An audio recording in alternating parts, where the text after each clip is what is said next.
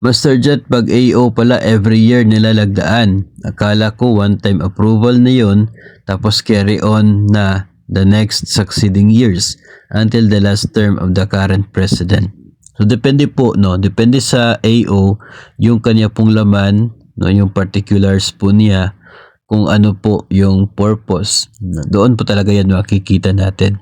Mayroon pong administrative order na tuloy-tuloy yung kanya pong effectivity, tulad po ng atin pong basis para po sa PBB.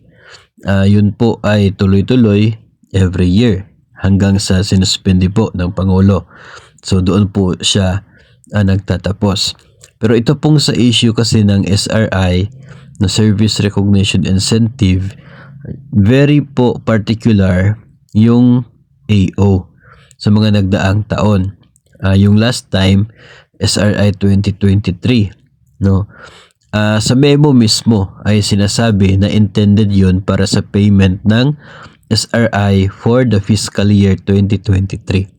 So dahil po sa paglagay ng fiscal year 2023 at wala ng dugtong, doon po ang basis kung bakit every year ay maglalabas ng bagong administrative order.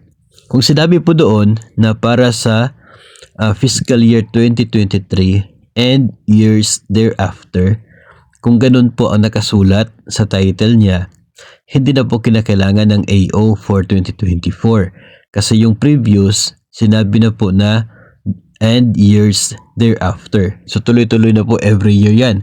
Yun na po ang basis unless kung babaguhin po ng Pangulo. So ngayon, yung SRI po na usapin ay very specific sa isa pong particular na fiscal year lamang.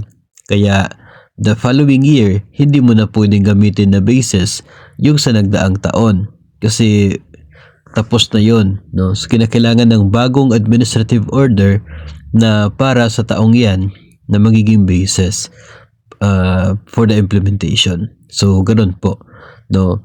It does not mean na kapag naglabas na ang Pangulo ng AO hanggang sa katapusan na niya ng term, no, pwede na the following year dapat mag-release muli. Depende po sa kung ano yung nakasaad sa order na yon. Kung very specific sa isang particular year, then dapat may bago on the following year.